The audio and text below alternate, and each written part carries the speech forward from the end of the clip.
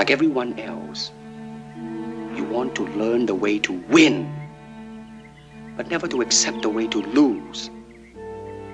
To accept defeat, to learn to die is to be liberated from it.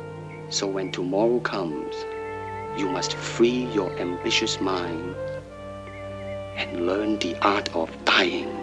If there is a lightning-fast man with the power of humans, double his size, and an undeniable charisma, that can be only one person: Bruce Lee, widely regarded as the all-time best martial artist. A man who demonstrated that it all comes down to hard effort and mindset. Even if you are a small person with hard work, you can be the most dangerous and defy the limits of human strength. He totally changed martial arts and was doing mixed martial arts way before it was cool. Bruce Lee's story starts in Hong Kong, where he learned Wing Chun Kung Fu as a kid with Yip Man. But it was when he moved back to the United States that he became a real icon. Focusing more on real-life scenarios, he created his own martial art approach, Jeet Kune Do, the way of the intercepting fist. This wasn't simply a style, but a mindset. Lee rejected traditional martial arts training method, instead advocating for flexibility, adaptability, and employing the most efficient method for the situation. Bruce Lee's legacy goes beyond strength and speed. His movements were graceful, yet powerful. His iconic films like Fist of Fury and Enter the Dragon broke stereotypes and inspired generations. Beyond Hollywood, Lee's influence reached martial artists worldwide, shaping combat philosophy with Jeet Kune Do. Though his life was brief, his impact remains profound, a reminder of the boundless potential of the human spirit. In this video, we are diving into some unbelievable moments caught on camera that prove Bruce Lee was a superhuman and one of a kind we might never see again. Two-finger push-up. Did you know that before Bruce Lee, nobody was documented or known to perform one-handed two-finger push-ups? The incredible skill and control required to support your entire upper body with just two fingers is unimaginable. However, after Bruce Lee popularized it, a few athletes have practiced and mastered this skill. Obviously, only those with exceptional strength, control, and advanced exercises have been able to achieve it. Yet, even with these efforts, the documented records for one-handed two-finger push-ups are still unable to beat the reported number Bruce Lee could do. It is believed that Bruce Lee was able to perform a set of 1,500 push-ups without breaking up. With such an astonishing number, it's not surprising that he was reported to be able to do 200 one-handed two-finger push-ups in one go. The fact that nobody has been able to reach this mark after decades speaks volumes about Bruce Lee's skill level. Even the current record holders can be seen performing the push-ups with their legs stretched out and their fingers placed somewhat in the center of their body mass. However, Bruce Lee's push-up, recorded on video during the Long Beach International Karate Championship in 1964, not only shows that he could lift his body weight with just two fingers, but also that he could control his body mass and perform a straight push-up without his legs extended, just like in a normal push-up position, but with only two fingers from one hand. And if you have any irrational doubts that this might not be that hard, try doing 10 push-ups with a single hand only, and you will realize how many years of training it would take to master this skill.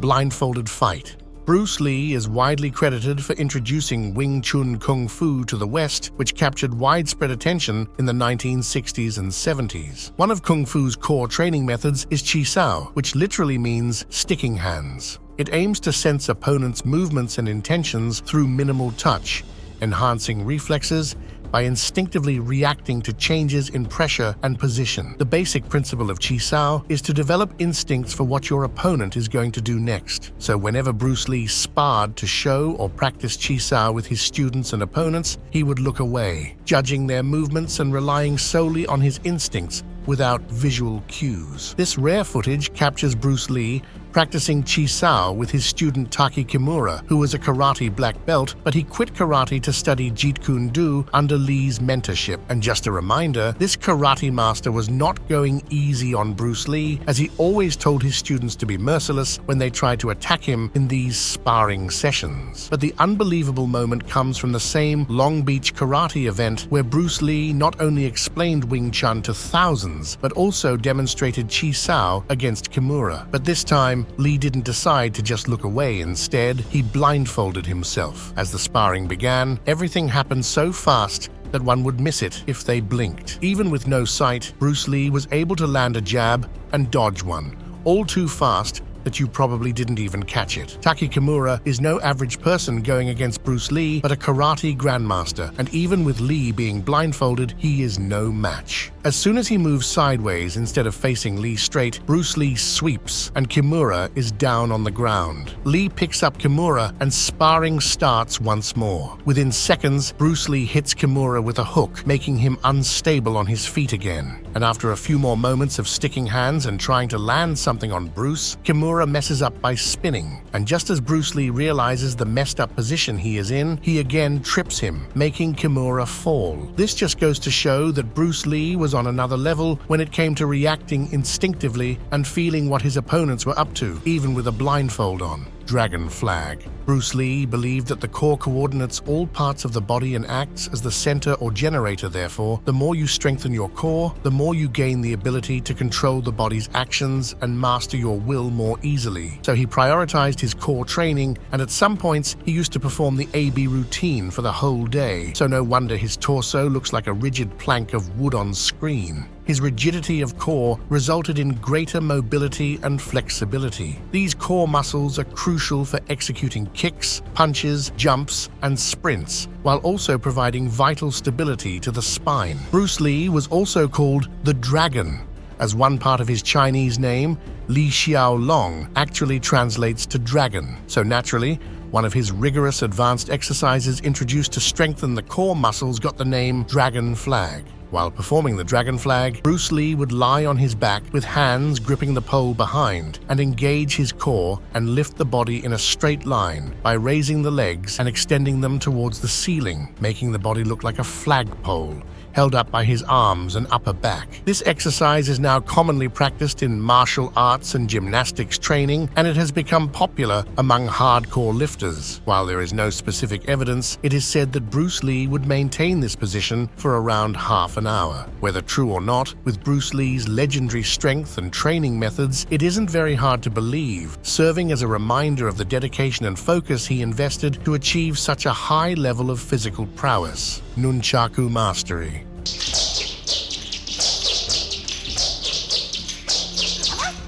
One of the other things that became globally popular due to the influence of Bruce Lee is the nunchaku, sometimes also called nunchucks. The traditional martial arts weapon, as elegant as it is deadly, has its roots in Okinawa, Japan. Bruce Lee always sought to learn skills from different styles that would be effective in real-life scenarios, and he took on mastering the art of nunchaku and incorporating it into Jeet Kune Do. When Bruce Lee would wield nunchaku on screen, it felt like a poem, with a rhythmic symphony of defense and offense. His profound use would make one forget how one miscalculated move or misplaced swing, and the nunchaku would strike its own master. But Bruce Lee's use of nunchaku, where he deceived and disarmed his opponents with lightning-fast speed, captivated the audience so much that suddenly everyone wanted to learn nunchaku as if it was some basic skill needed for survival. This led to bans of nunchakus in various states of the USA, such as New York, California, and others, among which Massachusetts still has the ban, classifying nunchucks as dangerous weapons. Bruce Lee demonstrated focus, channeling aggression into controlled movements of nunchucks, mesmerizing the audience so much that it felt as if it were just some special effects. But the display of the use of nunchucks by Lee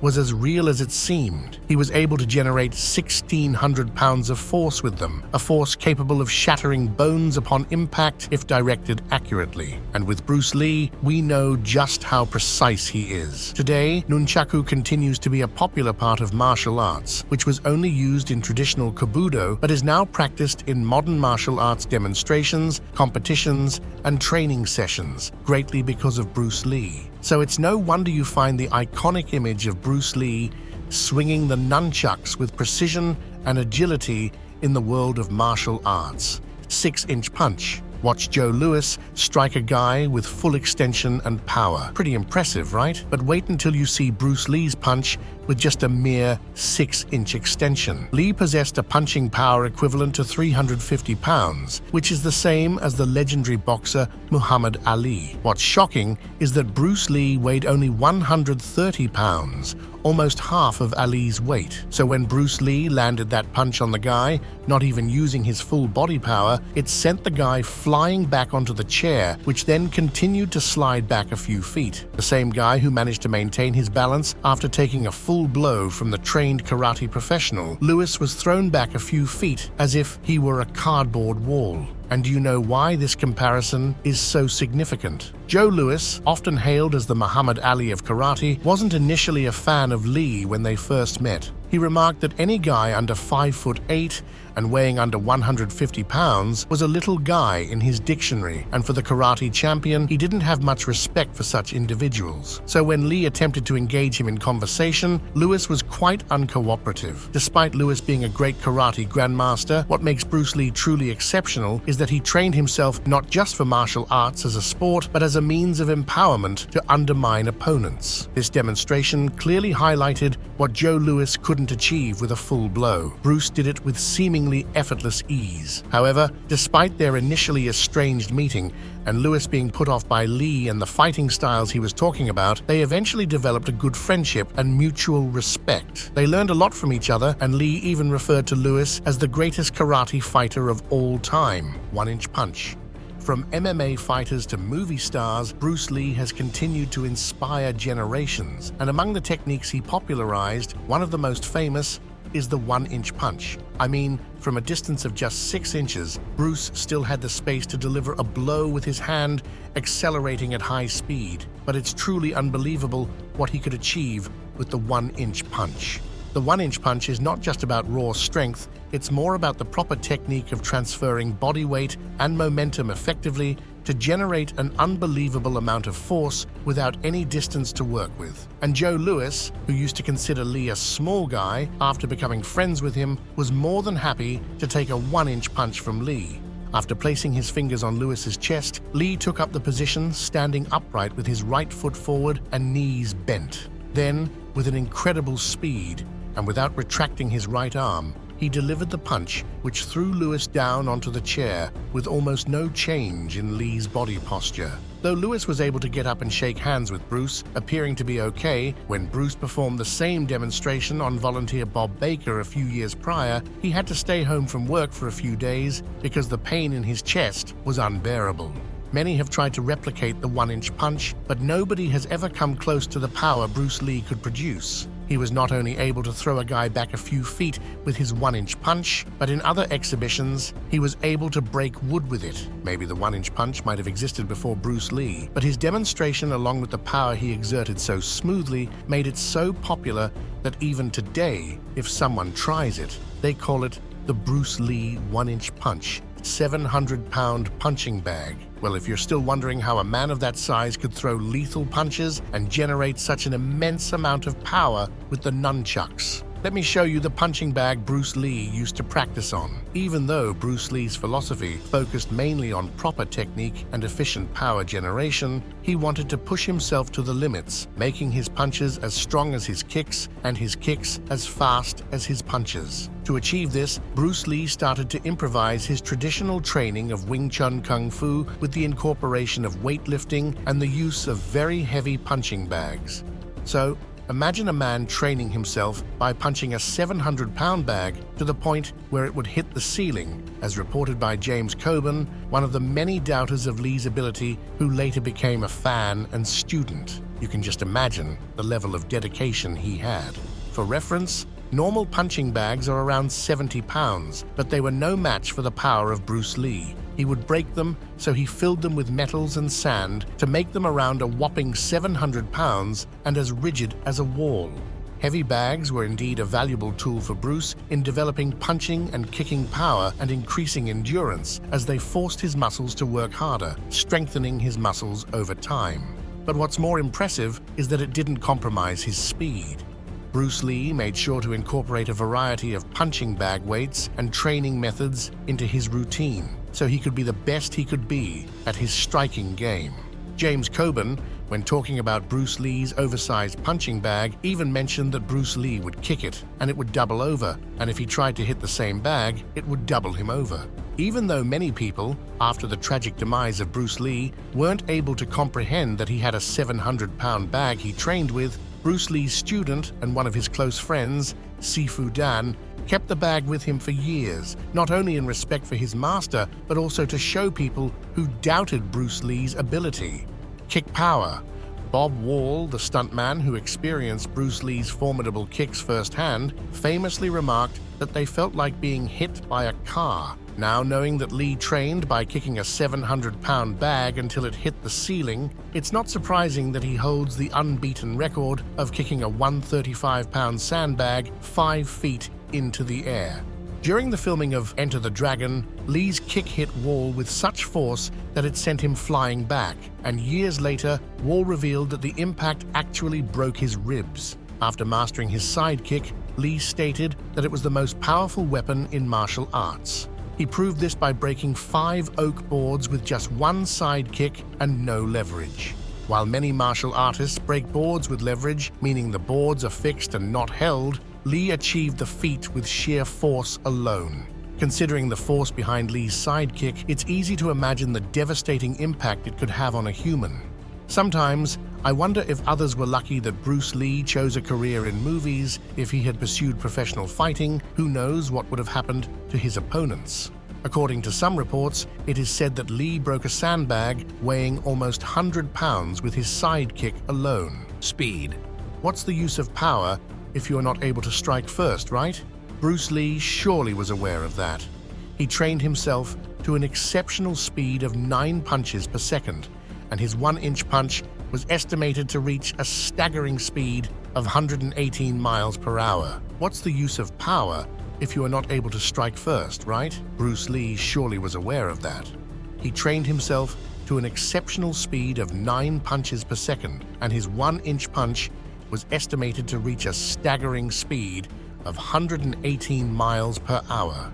In movies, both in the past and today, fighting scenes are often sped up to appear faster. However, in Bruce Lee's case, he was asked to slow down. The cameras of that time couldn't capture his blows properly. They couldn't keep up with his speed, causing blurriness on film. Those who trained with Lee or watched him have always said the same thing about him. He was lightning fast. Even Jackie Chan, after working as a stuntman in one of Bruce's movies, was awestruck by his speed. One display of his lightning-fast punch was when he faced off with Victor Moore, a 4-time karate world champion and 10th-degree black belt, in a speed drill at the Beach Long Karate Championship. All Moore had to do was block the incoming punch, something that shouldn't be a problem for someone with Moore's achievements, right? But Bruce managed, not once but twice, to stun Moore with his speed. By the time Moore brought his hand up to block the punch, Bruce Lee's hand was already back to its original position, and he did it in such a controlled manner, making sure not to hit Moore in the face. If you don't believe Lee was asked to slow down in movies, just look at this clip where he demonstrates his kicking speed. Did you see it? He was so fast that even if you slow down the video, you won't be able to catch him kicking the volunteer in 0.3 of a second. Many critics tend to undermine Bruce's agility and speed by saying everyone at his weight is super fast and agile, but despite that, his speed remains unmatched. Bruce Lee's speed was not merely some innate talent he had because of his weight and genetics favoring the type of muscle needed for fast movement. It was the result of relentless hard work, disciplined training, and an approach to fitness developed over numerous years. Real fight. It's so unfortunate that we don't have footage of Bruce Lee's actual fight scenes that weren't scripted, especially when he was in Hong Kong participating in competitions. But this footage is one instance of his full contact sparring. Even though both are wearing headgear, you can soon tell which one of them is Bruce Lee. Just a reminder, this wasn't a pro fight, but just an exhibition, and Bruce was going against one of his students. So Bruce wasn't fighting with all his potential, but still, his speed in a friendly match is so unbelievable that one can't believe it until they watch it themselves. Bruce Lee stands very calm and composed, letting his opponent charge at him. But despite all of the tries, the opponent is unable to connect any of his blows as Lee is too fast, countering or dodging them. At one point in the sparring, when the opponent tries to charge, he is just met with a punch in his face, and in the blink of an eye, Bruce sweeps and makes him eat dust. The opponent then tries a spin kick, which is also countered by Bruce Lee, and when, for a moment, Bruce relaxes his body and lets his guard down, the opponent thinks it's finally his chance to land something and throws a punch, but Bruce manages to dodge that as well. The rest of the sparring has the same result. At some points, it can be seen that Bruce overpowers his opponent and could easily take him down, but he's actually taking it easy on him. He was on just another level of skill and mastery, and him toying with a trained professional with the bare minimum shows that because when he actually goes for a proper punch, the opponent is seen being sent a few feet back. Another man steps in for the sparring, starting off with more aggression, but any attempt to get close to Bruce Lee and connect ends up with him getting hurt by Bruce. This video just makes me wonder if Lee was this fast in an exhibition match, what a speed monster he would be in an actual fight. We might never get to see that, but his movies, although scripted with actual stunts and no special effects, give an idea of his explosiveness and what an exceptional talent he was. Well, that's a wrap on the inhuman strength and speed featuring the legend Bruce Lee. He left the world very soon, but left a never-ending impact and undoubtedly earned the respect of every athlete who understands the discipline and ethics of hard work. Which one of these clips shocked you the most? Make sure to like this video and subscribe to our channel for more videos like this. Drop a comment for what would you like us to cover next. Thank you for joining me on this unforgettable ride through the unbelievable moments of arguably the greatest martial artist of all time. Until next time, goodbye.